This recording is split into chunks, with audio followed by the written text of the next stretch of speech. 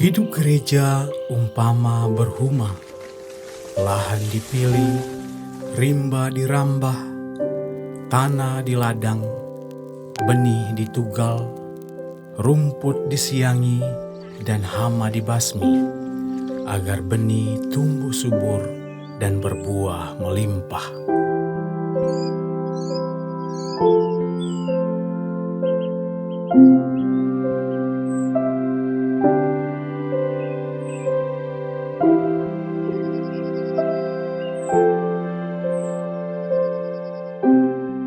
Empat abad setelah iman Katolik berlabuh di Indonesia, 116 tahun setelah gereja Katolik tiba di tanah Borneo, tepatnya pada tahun 1932, berdirilah gereja Paroki Sintang yang menjadi cikal bakal paroki katedral kini. Pastor Fulgensius J. Koning OFM Kapusin adalah gembala pertama yang ditugaskan menahkodai paroki ini. Mula-mula Pastor Koning menetap di rumah pastoran di Jetak, kemudian berpindah ke Sintang. Dengan pindahnya sang gembala ke Sintang, maka stasi Sintang menjadi pusat paroki hingga sekarang.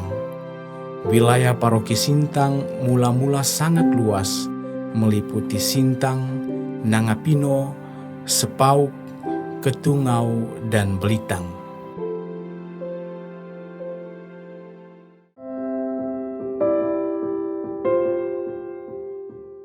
Tahun 1932, Sintang dihuni oleh warga suku Melayu yang sudah beragama Islam. Belum ada orang Dayak yang menjadi Katolik. Pastor Fulgensius hanya melayani para pegawai Hindia Belanda dan para suster SMFA serta beberapa orang Tionghoa dan Manado. Baru pada 17 April 1933, orang Dayak pertama yakni Lindan dibaptis Katolik dengan nama Anastasia Cornelia Lindan. Pertumbuhan jumlah baptisan yang signifikan tercatat pada tahun 1935 dengan berkumpulnya 60 orang katekumen dari suku Tionghoa. Seiring makin banyaknya wilayah pedalaman yang dikunjungi pastor dan para suster, jumlah umat Katolik pun semakin bertambah.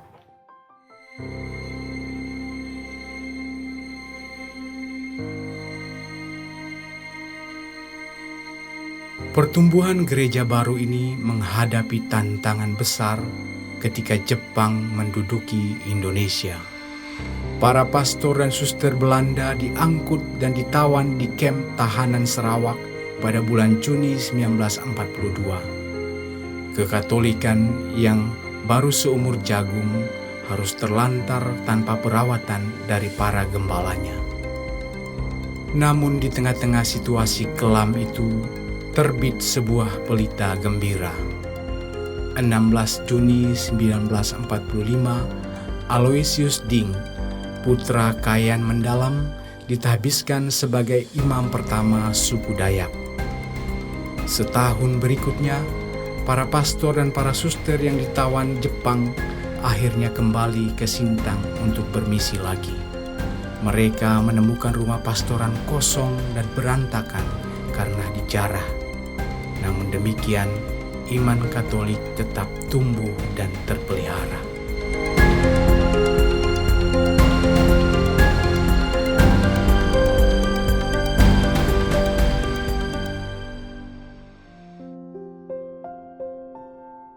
Awal tahun 1946, Paroki Sintang mendapat tambahan tenaga para misionaris Montfortan, yakni Pastor Lorty, Pastor Piet van Unen, dan Pastor Adrianus van der Vleuten. Bersama para kapusin, mereka gigih mewartakan Injil dan merawat iman Katolik sampai ke pelosok-pelosok pemukiman orang Dayak. Ya kebetulan keuskupan ini kan masuk Sungai Melawi juga, terus ke Kapuas. Cuma belum begitu merata lah perkembangannya. Jadi saya pulang ke kampung ketemu dengan seorang pastor dari Memportan. Namanya Pastor Antonius Punken. Dia datang ke kampung kami, bermalam di pondok ladang kami. Lalu pastor itu bercerita, saya datang ke sini untuk mencari anak-anak yang mau sekolah ke Nangabeluh, di mana dia buka stasi baru. Di situ hanya satu tenaga aja bersama dengan pastor. Kami bentuk yayasan Serikat untuk Kemajuan Masyarakat. Bupati di sini waktu itu sudah orang Dayak. Di samping saya di yayasan, saya harus juga mencari pengetahuan di pemerintahan. Diizinkanlah oleh uskup waktu itu Van Kessel. Mulai dari prefektur, waktu saya bekerja di sini, prefektur, kemudian dia ditabiskan jadi uskup pertama. Kegigihan mereka membuahkan hasil ketika pada tahun 1948 terbentuk wilayah prefektur apostolik baru dengan Sintang sebagai pusatnya. Dan 10 tahun kemudian, Vikariat Sintang akhirnya berhasil membangun dan meresmikan gereja katedral pertamanya. Dengan peresmian itu, maka paroki Sintang berubah nama menjadi paroki katedral dengan nama pelindungnya Kristus Raja. 4 tahun sesudahnya, status Vikariat Sintang ditingkatkan menjadi keuskupan dengan uskup pertamanya Monsinyur Lambertus van Kessel SMM. Perubahan status ini berarti bahwa gereja Sintang telah menjadi gereja mandiri yang mengurus pertumbuhannya sendiri tanpa tergantung lagi kepada kongregasi misi. Sebagai pusat keuskupan, paroki katedral berperan penting untuk menginisiasi dan mendorong pertumbuhan gereja mandiri di Keuskupan Sintang. Tahun 1979, Monsinyur Ishak Dura PR yang meneruskan estafet kegembalaan Monsinyur van Kessel dan Monsinyur van de Born membagi lagi wilayah Sintang menjadi 10 paroki. Sejak itu, wilayah paroki Sintang hanya meliputi wilayah Kelurahan Tanjung Puri, Alai, dan Jerora seperti yang kita kenal hari ini. Monsinyur Ishak juga merintis pendidikan bagi para calon imam projo Keuskupan Sintang, sehingga sejak tahun 1985 sampai sekarang, paroki katedral dikelola oleh para pastor projo Keuskupan Sintang.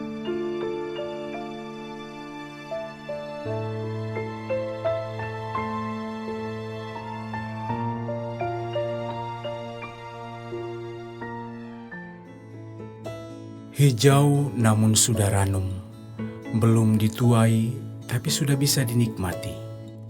Itulah gambaran paroki katedral pada tahun 1980-an sampai 2010. Menurut cerita Bapak Andreas Sangu, salah satu katekis paroki pada zaman itu, pada masa itu umat semakin mandiri dalam liturgi.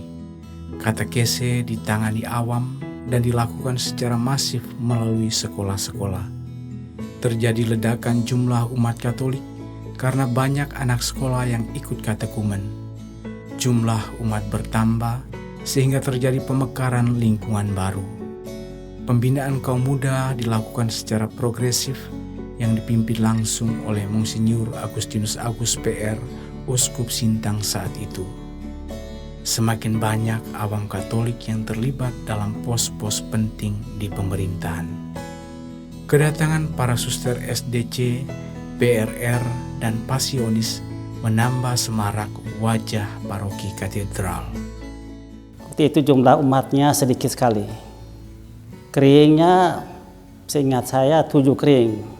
Yang pertama, kering katedral, yang sekarang diberi nama kering Santo Bernardus. Lalu kemudian kering Paritmas, yang sekarang Santo Yosef. Kering Aksa 1, yang sekarang disebut lingkungan Santo Andreas. Kering Gajah Mada, sekarang kering Bernadetta. Kemudian kering Alai, yang tahun 90-an dulu melebur dengan kering atau lingkungan Santa Bernadetta. Kering Baning yang sekarang bernama Don Bosco. Lalu kemudian stasinya Jora 1 dan Jora 2 dan Sungai Putih. Tapi Sungai Putih tahun 90-an bergabung dengan Paroki Sungai Durian atau Ratu Semesta Alam. Jora 1 dan Jora 2 pun pelayanannya oleh Suster SMFA. Tahun 2005 dulu saya ngomong dengan pastor paroki yaitu Paskasius Triyono. Saya melayani secara khusus umat di Lasi Jora 1 dan Jora 2. Periode 2010-an ditandai peristiwa penting pendirian gereja katedral dan pastoran baru pada akhir tahun 2014. RD Yohanes Pranoto, pemimpin paroki saat itu, dengan berbagai cara memancing dan mendorong umat untuk berpartisipasi sehingga gedung Allah yang megah ini akhirnya bisa diresmikan pada Oktober 2017. RD Florianus Abong dan RD Samuel meneruskan estafet kepemimpinan dengan mendorong umat untuk semakin mandiri dan peduli dalam mewujudkan panca tugas gereja, yakni liturgi, pewartaan, persekutuan, pelayanan, dan kesaksian. Mungkin terlalu dini untuk mengatakan bahwa paroki katedral sudah memasuki masa panen hidup menggereja. Namun masa panen ini hendaknya mengingatkan kita untuk senantiasa bersyukur.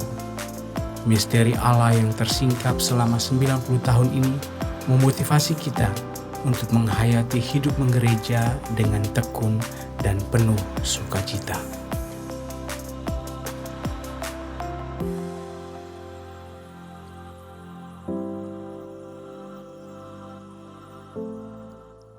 We will glorify the King of Kings. We will glorify the Lamb. 90 tahun berlalu sejak benih iman pertama kali ditabur di bumi senentang ini. Umpama ladang, benih itu telah berbuah dan siap dipanen. Mari kita bersukaria dalam gawai panen raya ini, sambil tetap mengingat bahwa masih banyak umat Kristiani yang hidup jauh dari gereja. Masih banyak orang muda yang harus menemukan panggilan hidup dalam gereja dan dunia. Masih banyak keluarga yang harus menjalankan misi Kristus dalam komunitas dan masyarakat. Masih banyak kaum miskin dan penderita yang menantikan uluran keadilan dan kasih kita. Apa yang bisa kita buat untuk menjaga lahan Allah ini tetap terisi, terolah, terawat, dan kemudian bisa dipanen lagi?